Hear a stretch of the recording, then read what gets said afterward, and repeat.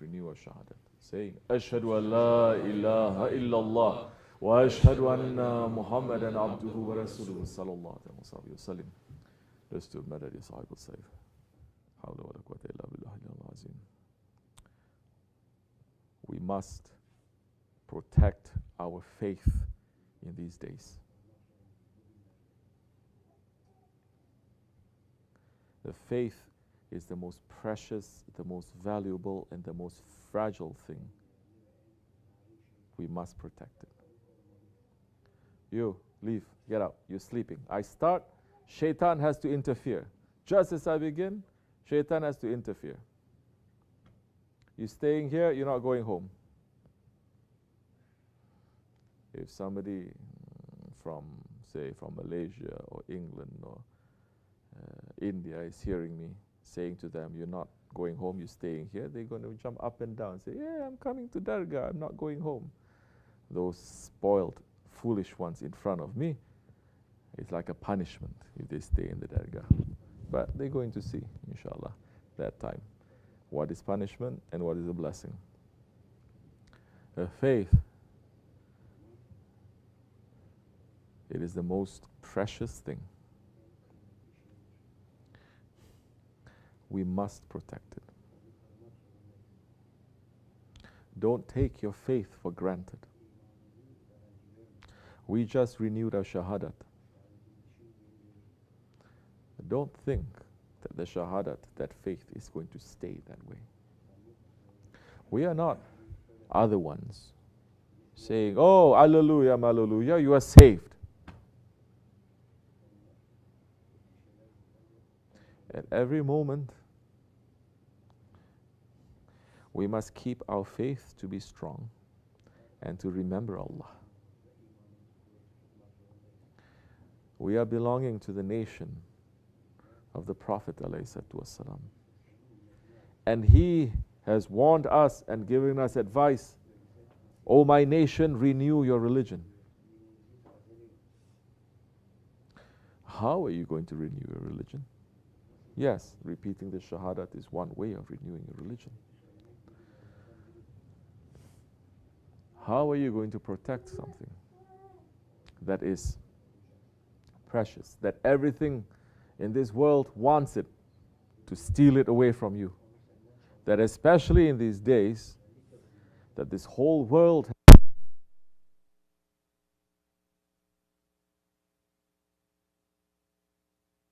is following the way of Dajjal, where there is no khilafat and there is no protection of the awliya Allah directly. How are we going to protect our faith? The need to protect our faith in these times is even more important. How are you going to protect your faith? Oh, so many Muslims are saying, what do you mean protect my faith? I have faith. Once you are being proud and arrogant like that, it's showing how little your faith is. Because the faith is a grant that Allah subhanahu wa ta'ala has given you. It is a honor. Honor is given to those who deserve that honor. Honor is not given to everyone. Right? In this world, you refer to the one who is in the position to say what is right and what is wrong, which is who? Who? A judge, isn't it?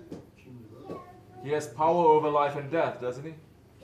He has a right in the world, in the worldly sense, to say what is right and what is wrong, what is haq and what is batil, isn't it?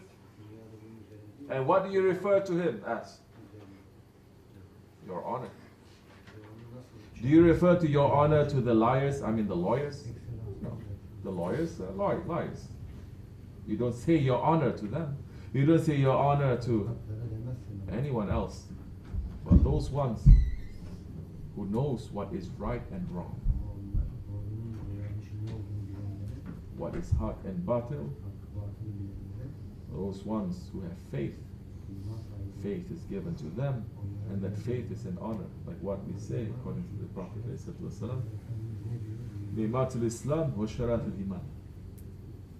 tasbih of the Naqshbandi order. After every prayer we say, for the ni'mat, for the favor, for the grace, for the favor of Islam and the sharaf of Iman.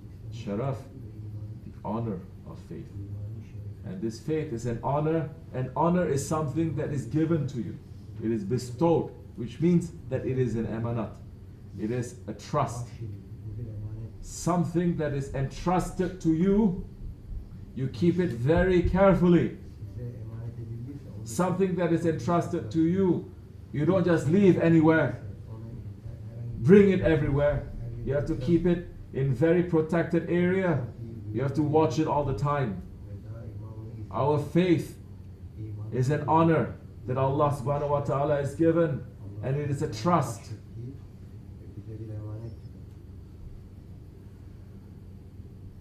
We must keep it and protect it.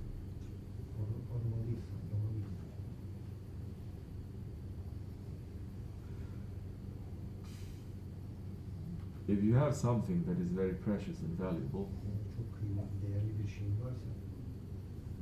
and if you want to protect it, first you look at what? What do you look at? How to protect it? Are you just going to say, I'm going to put it in my shirt pocket, put it in my house, put it in my bank, put it...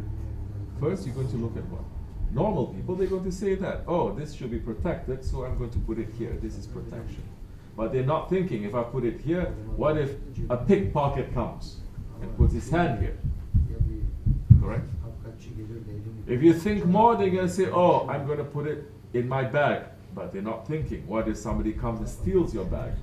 So once you start thinking more about how your faith can be stolen from you, then you start to put what? Barricades there.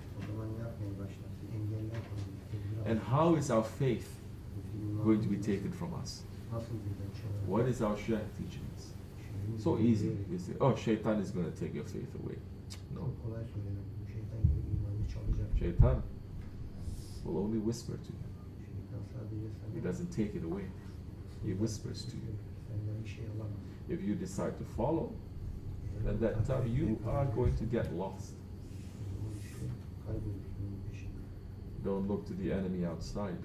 Look to the enemy inside.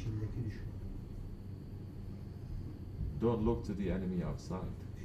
Look to the enemy inside. Don't look at the enemy outside that is destroying you. Maybe it's not the enemy outside that is destroying you, that is hurting you, that is blowing you up. Maybe it is the enemy that is inside, that makes it look as if it's outside, but it's actually from the inside that is blowing things up, that is destroying it. Man becomes blind. He only starts to use these eyes to see outside, but he's not reflecting. Closing these eyes to look inside, you need to close these eyes. To close his eyes and to look inwards. Impossible. You look outside, you look inside at the same time. Impossible. Only way you can do it, you look into the eyes of Haqq. At that time, you're going to see your mirror. But who is going to sit down to look into the eyes of Haqq these days? Where are the eyes? They've been taken away. So, keep your faith strong.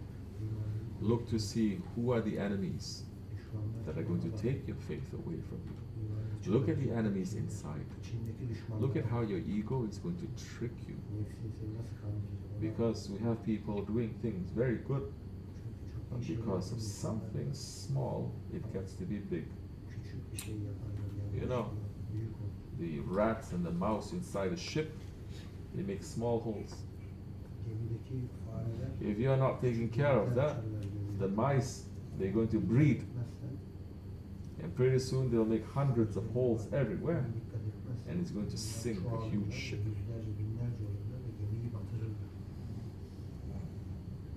Sohbet is important. Sohbet will remind you. Because the Sohbet is there, coming from higher stations, and He's going to hit everyone what they need. If you look for an answer, it will be in the Sohbet for you to take.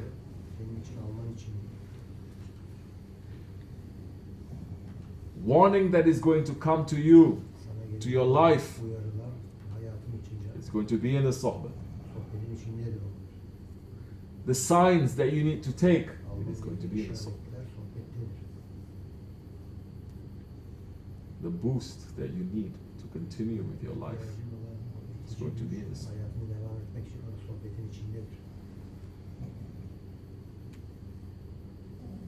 Inshallah, may Allah never separate us from the association of our Shaykh. Not too many places in this world right now that we can hear Sohbet. Look around.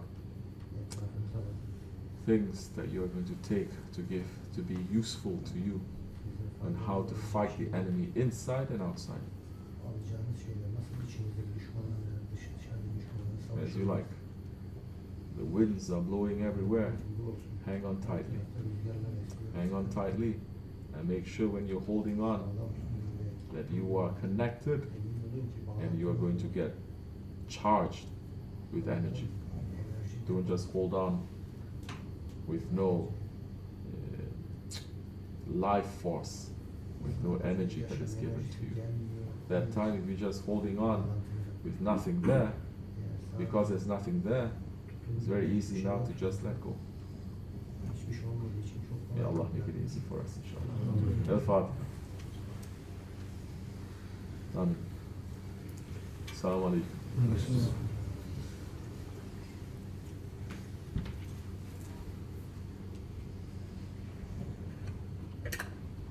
Any questions? Say. Bismillahirrahmanirrahim. What lessons we can learn from those who left the way? What lessons can we learn from those who left the way of Sahib al-Sayf, the way of Tariqat, the way of Islam? What lessons can we not learn from them?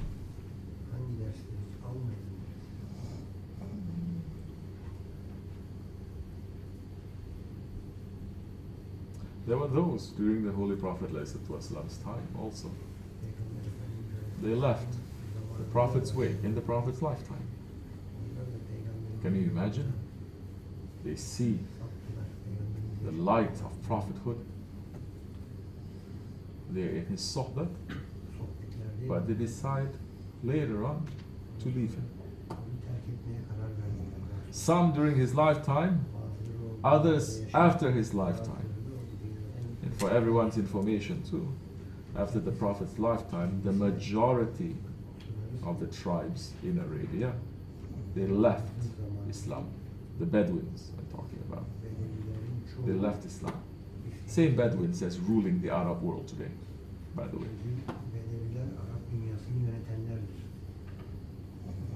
They left Islam. During the Prophet ﷺ time, there was one Sahabi who left Islam completely. Because Prophet ﷺ commanded them, ordered them to migrate. The first hijrat was not to Medina. The first hijrat was to where? Abyssinia, Ethiopia. And over there was one king that was very just. He was Christian. And at that time, Ethiopia was ruling that part of the world, and they were very powerful and very wealthy. So what made that person, we cannot call him a Sahabi because he was not a Sahabi. He accepted Islam and the Prophet ﷺ, then he left. What made him leave? Dunya.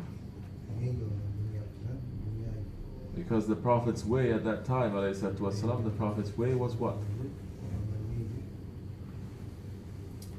Very simple, very hard lifestyle.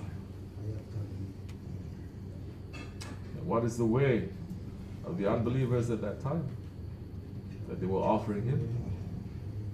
It was a life of riches, of ease, of pleasure, of gold, of influence. And so he accepted. And he left. He lost. Definitely. Then there are others like Ibn Salama who left the way of the Prophet ﷺ, again because he did not like the simple, hard lifestyle. Hard to the ego, of course. It's very easy for the spirit, which nobody can say. No one can say lifestyle in the Dargah now is hard. It is luxury compared to what they were going through. But it's hard on the ego. That we know. But we are here to make it hard for the ego, or to make it easy for the ego.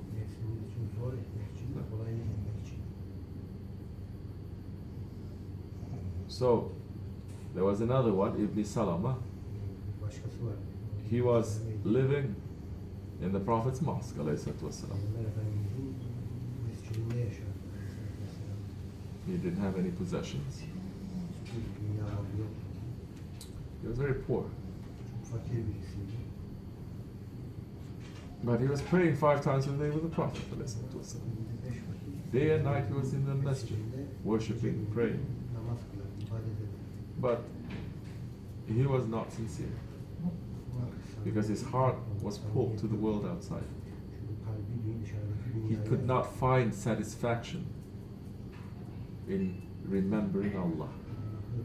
He could not find satisfaction in being in the association of the Prophet. If you cannot find satisfaction in the remembrance of Allah and the association of the Prophet or your Shaykh, then your heart will not find any peace at all, dunya or akhirah, and you lose big time. Because Allah is saying, Allah bizikrullahi ta'ma'il qulub, only in the remembrance of Allah can the heart find satisfaction. The heart is satisfied, but you're letting the ego now to take over the heart. So Ibn Salama, he went to the Prophet and said, pray for me, Ya Rasulullah, that I can be rich. Prophet said to him, Ya Ibn Salama, don't you want to be poor like your Prophet? Oh, I want to be rich to help other people. How many times you've heard this excuse from so many Muslims? Long story. He became rich, still praying, still worshipping, but he's starting to what? Have doubt about the Prophet ﷺ. That later on, because he was insisting on the Prophet so much, Prophet prayed for him. Somebody gave him some sheep. Sheep started to reproduce. Pretty soon he was not in the masjid. He was outside. He was visiting once a week. Later, once a month. You know, like general zikr, once a month. Later, twice a year. Bayram to Bayram. Later, disappearing completely, because his worldly possessions got bigger and bigger, and he had to move away to the outskirts of Medina. And when the order came for zakat, Prophet sent emissaries to go and collect. They went to him, and he said, what? Muhammad is now asking for bribery? I earned this. I work hard and I earned this. He's asking me to bribe him? Astaghfirullah. And that's when the Prophet says, yeah, oh Ibn Salama, you have lost. You have lost and you have lost. And later when he realized it, and during the time of Hazrat Abu Bakr Siddiq, he wanted to give zakat. Abu Bakr Siddiq did not accept it. He woke up. He woke up. He's still a Muslim. He accepted everything, but he woke up, but it was too late. Abu Bakr Siddiq did not accept it. And when he tried to get into Hazrat Umar, Hazrat Umar sent a message to him saying, if you offer it to me one more time, I'm going to cut your neck off. You think I'm going to accept something that Prophet and Hazrat Abu Bakr Siddiq is not accepting? He lost. That time will come when you'll find so many Muslims trying to give. The time is come very soon. They wake up and they want to help the Muslims. They want to give their money to help because there's so many now that are in need. But the billionaire rich ones, especially in the Arab world, they are wasting to show off to each other the amanat, the money that does not belong to them. They are wasting. The time will come when they will wake up and they're trying to give and they cannot. They would have lost big time that time. Dunya and akhirah. The lesson we learned, may Allah not test us. Number one. We're not thinking that, oh, we are safe and they are like this. Never we're going to be. No. We are saying, may Allah not test us. And may Allah always keep our leash short between us and our Shaykh. If your leash is long, if you're able to do so many things, it's very lenient, one day you're going to wander off, or you're going to cut the tie, the leash, and you're going to leave.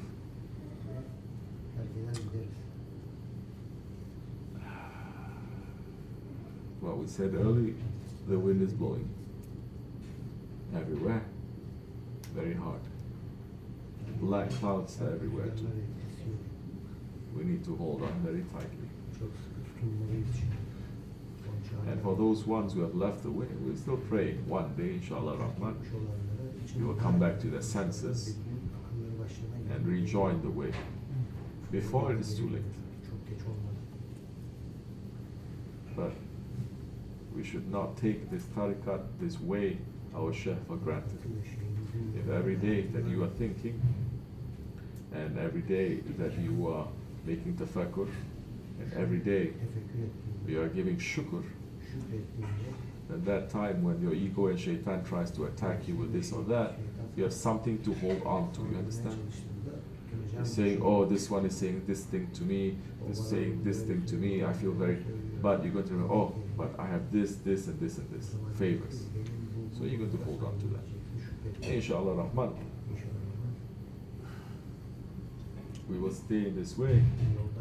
Dunya and akhirah. Assalamu alaikum.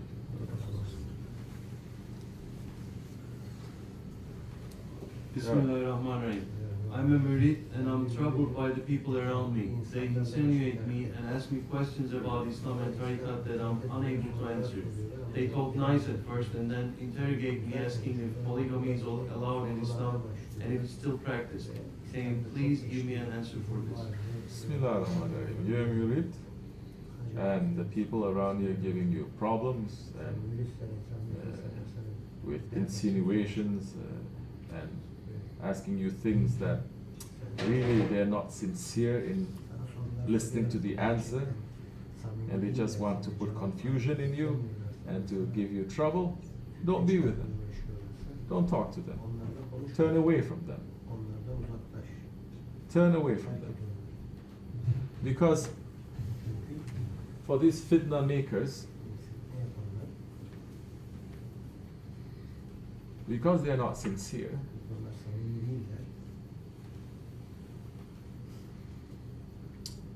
whatever answer that you have to their question, because they are not sincere, they're not going to accept your answer. Because their main thing is to cause you confusion. So what do you do to people who cause you confusion? Either you are going to keep them in check. If authority is given to you, you keep them in check. Saying back off, there's a line here. If you don't back off, this is what's going to happen. Or you walk away. You understand? They are not interested in sincere questions and sincere answers. They only want want to bring your faith down. So no need to give them any answer. Take them for a ride.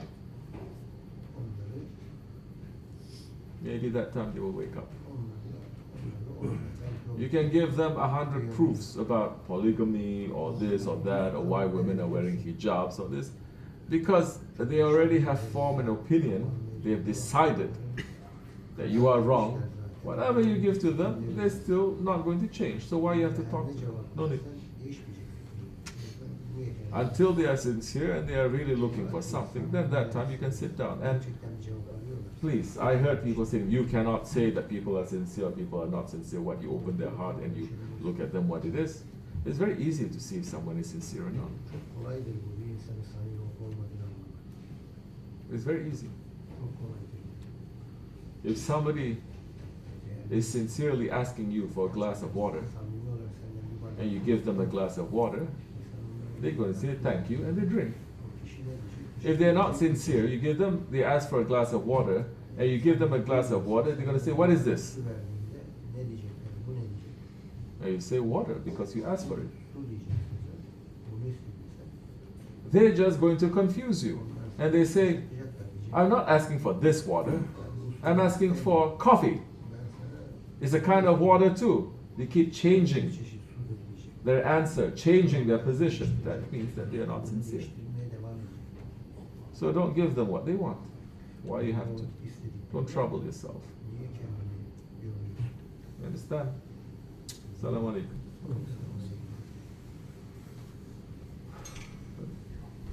Say. Bismillahirrahmanirrahim. I feel that I don't have the control on my heart. It shakes me more sometimes and it goes strong other times. What is the right for the heart to be clean and healthy? What is the right for the heart to be clean and healthy? It sounds like a commercial for cornflakes or breakfast cereal. Right for the heart to be healthy and clean. No cholesterol. Well, you don't have control over your heart? What do you mean you don't have control over your heart? Your heart, what is in there? What do you want it to be in there? Allah and His Prophet? If you are saying sometimes Allah and His Prophet are there, sometimes my nafs is there, sometimes other ilahs they are there. If you are saying that, and this is what we are saying year after year, what do you need then to get rid of all those things? To have the heart only saying Allah. You need zikr. And you need sohbet. More than sohbet, and you are taking from the sohbet. It's not just to say, like someone who is sick, and I'm sick, what do I need? You say, you need this and this. Later you say, I'm sick, what do I need? You say, you need this and this. Oh, I need this and this? Yes. So I need this? Yes. My heart is sick, what do I need? You need this and this. You need to take what? You need to take that and you need to put it, you need to eat it. If you're sick, you need to take the medicine. It is just not knowing, it's not enough to just know what the medicine is. You need to take it. Oh, it hurts. It's too difficult. Then don't take it. If you really want to change, you're going to take it. If you're really in pain, no matter how bitter the medicine is, you're going to take it.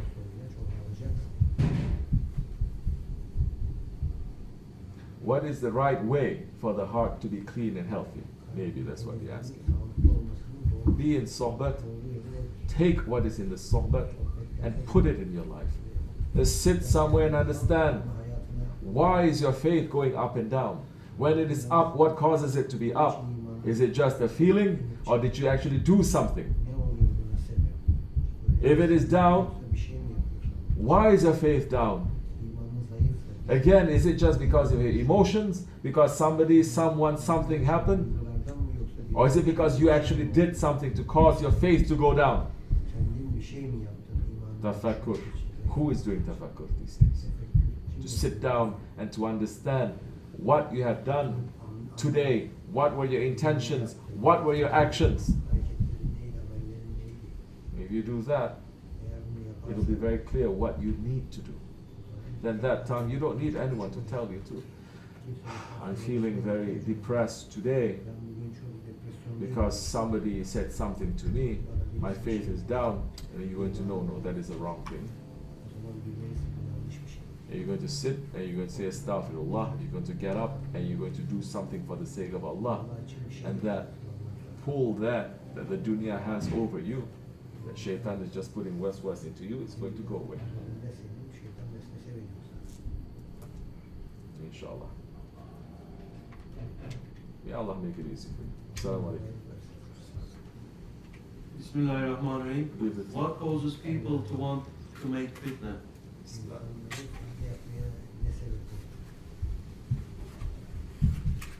When they leave their humanity, when they cease to become people, and when they take on the characteristics, don't sleep. When they take on the characteristics of shaitan. The first one to make fitna is shaitan. Fitna is confusion. Fitna is the opposite of clarity. When Allah subhanahu wa ta'ala ordered all the angels and everything in creation to make sajda to Adam alayhi salam, shaitan was the only one who stood up and refused, disobey, and tried to make nice excuse or reason or rational behind the disobedience. Making fitna, making confusion, then later making confusion in the paradise, and later being sent to the world, the asfala safilin, the lowest of the low, where confusion thrives. That is not the characteristic of the angels. That is not the characteristic of Bani Adam. Because the Bani Adam has been given what? وَلَقَدْ كَرَمْنَا بَنِي آدَمَ. And we have honored the children of Adam. They're given honor. Adam alayhi salam, he was not making confusion. You understand? So, people make confusion because they become shaitanic. They follow their ego. And they like to just put confusion, waswas, and then when they see things falling down, they sit back and they laugh. We must run away from people who are like that. Most of them, they look like sheep, but they are wolves. Wolves in sheep's clothing. Majority of the scholars of this nation these days, they are like that, making confusion non-stop. So stay away from them first. Then later find people who don't make confusion and sit with them. Inshallah. May Allah keep us away from fitna. Keep us away from being fitna makers, knowingly or unknowingly. And keep us in safety. Assalamu alaikum wa rahmatullah. Let's go. Bismillahirrahmanirrahim. How can we put our ideas and intentions into action?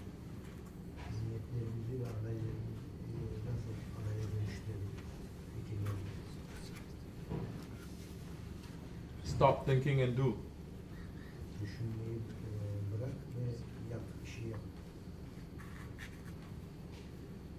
You have an idea of what to eat. You are hungry. You have an idea of what to eat. And you really intend to eat. How are you going to put that into action? You eat. Right? If you have an idea of what it is to be a good person, and you have an intention to be a good person, how do you put it into action? You do good actions. That time, your intention will be protected, and because you are doing these actions, your station is going to rise, and new understandings and new horizons is going to come. Inshallah. You need a guide.